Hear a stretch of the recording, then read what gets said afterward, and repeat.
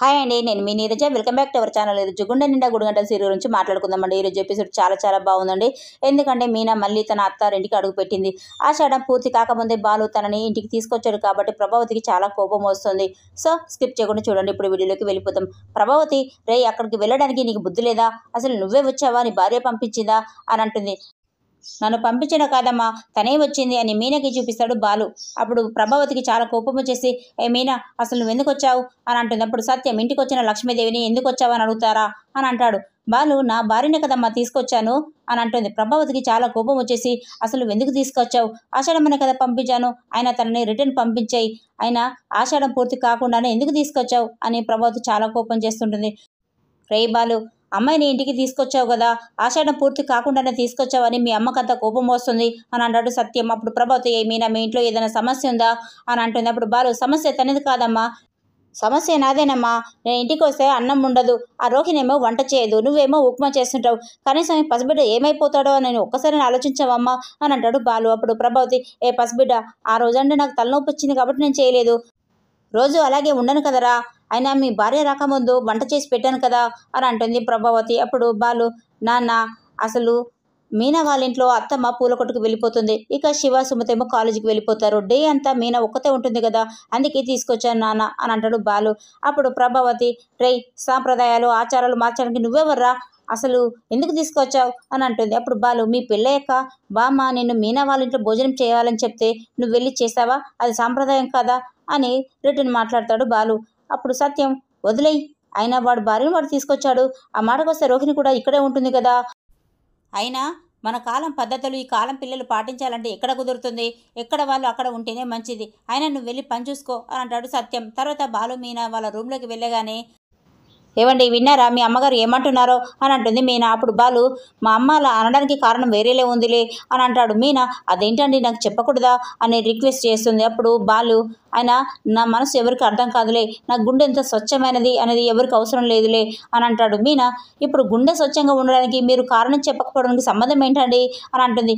బాలు, ఆయన నువ్వు అక్కడ ఉంటే ఆ గజగాడు వదిలేలా లేడు కదా, మళ్ళీ ఏదైనా ప్రయత్నం చేసేలా ఉన్నాడు, అందుకే అక్కడ ఉంటే నీకు సేఫ్ కాదని ఇక్కడికి తీసుకొచ్చాను అని కారణం అయితే చెప్తాడు. తర్వాత మీనా, నిజంగానే మీ మనసు నిజంగా స్వచ్ఛమైనదండి, ఆ గజ మళ్ళీ మా ఇంటి వైపు వచ్చి మా అమ్మ వాళ్ళని ఇబ్బంది పెడితే ఎలా అని భయపడుతుంటుంది మీనా. అప్పుడు బాలు, నువ్వేం భయపడకు, ఎందుకంటే మీ ఏరియా గోర్ఖాకి కొన్ని డబ్బులు ఇచ్చి మీ ఇంటి వైపు చూడమని చెప్పాను, అక్కడ ఏ చిన్న సమస్య వచ్చినా ఆ గజ మీ ఇంటి వైపు వచ్చినా నాకు ఫోన్ చేసి చెప్తాడు అని అంటాడు బాలు.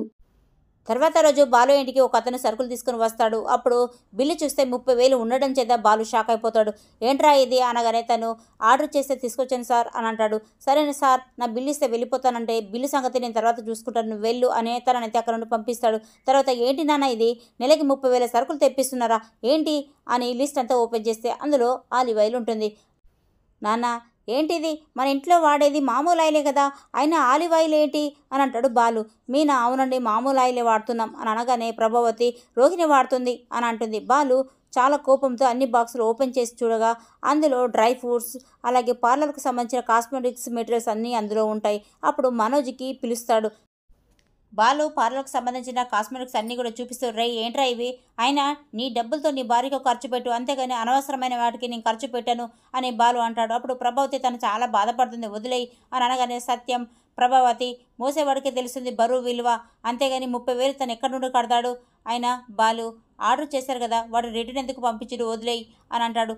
నాన్న, నాకు కార్ల కంపెనీ లేవు, నేను కార్ డ్రైవర్ని మాత్రమే, అయినా నెలకి 30,000 అంటే ఈ సంసార బాధ్యతని మోయలేను నాన్న అని చాలా బాధపడతాడు. మనోజ్కి చాలా కోపం వస్తుంది. రే బాలు, నోరు మూసుకోరా అని అంటాడు. అప్పుడు బాలు, సరేరా ఈ బిల్లు నువ్వే కట్టు అని అంటాడు. నాన్న, నేను రాత్రి పగలు కారు నడిపి వచ్చేదంతా అప్పులు వడ్డీలు ఈఎంఐలు కట్టేసరికి సరిపోవడం లేదు, పైగా ఇంటి ఖర్చులు అంతా కూడా నేనే చూసుకోవాలి, ఏమన్నా మిగిలితే నిన్ను హాస్పిటల్కి తీసుకెళ్దామన్నా కూడా కుదరడం లేదు, కానీ వీళ్ళు రాను ఖర్చులు విపరీతంగా పెంచేస్తున్నారు నాన్న, మరి ఆవేశం రాకుండా ఎలా ఉంటుంది నాన్న అని చాలా బాధపడతాడు బాలు. అప్పుడు మీనా, ఏవండి ఈసారికి వదిలేయండి, ఆయన ఇంటికి వచ్చిన వాటిని తిప్పి పంపిస్తే మనకి మాత్రం గౌరవం ఏముంటుంది, ఇంట్లో మనుషులు పెరిగితే ఖర్చులు కూడా పెరుగుతాయి కదా, వదిలేయండి అని అంటుంది. అప్పుడు బాలు, ఆయన నా డబ్బులతో నీకేమైనా ఎప్పుడైనా కొనిపెట్టానా, వాడి భార్యకు మాత్రం నా డబ్బులతో ఎందుకు కొనివ్వాలి, అయినా వాడి భార్యకు వాడి డబ్బులతో కొనిపెట్టాలి కదా, అయినా వీళ్ళు నన్ను ఒక మనిషిగానే చూడని మనుషులకు నా డబ్బులతో ఎందుకు కొనిపెట్టాలి అని అంటాడు బాలు. అప్పుడు రోహిణి ఇంకా చాలు బాలు అని తన రూమ్లోకి వెళ్ళేసి కొంత డబ్బు తీసుకొచ్చి తీసుకో అని అంటుంది. అప్పుడు ప్రభావతి వాడు అలాగే అంటాడులే, ఆయన తను డబ్బు తీసుకోడు అని అంటుంది. బాలు ఎందుకు తీసుకోను అని రోహిణి దగ్గర నుంచి డబ్బులు అయితే తీసుకుంటాడు.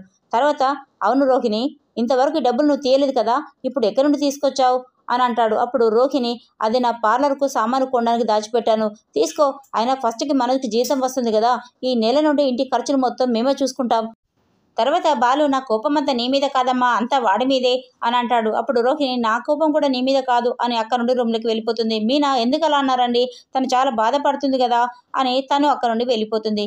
తర్వాత రూమ్లో రోహిణి మనోజ్ మాట్లాడుకుంటూ ఉండగా మీ తమ్ముడు అన్నేసి మాటలు అంటున్నాడు కదా, నువ్వు ఒక్క మాటైనా తనకు చెప్పావా, అయినా ఇక నుండి ఫస్ట్కు నీ జీతం వస్తుంది కాబట్టి ఇక ఇంటి ఖర్చులన్నీ మనమే చూసుకోవాలి అంటుంది రోహిణి. అప్పుడే అత్తయ్య వచ్చేసి ఏంటమ్మా ఆయన వాడి మాటలు పట్టించుకోకు అనగానే లేదత్తయ్య మనోజ్ జీతం వస్తుంది కాబట్టి ఇక నుంచి మేమే ఖర్చులన్నీ చూసుకుంటాం అని అంటుంది. మరి ఈ వీడియో మీకు నచ్చితే ప్లీజ్ సబ్స్క్రైబ్ చేసుకోవడం మర్చిపోదు. Thanks for watching.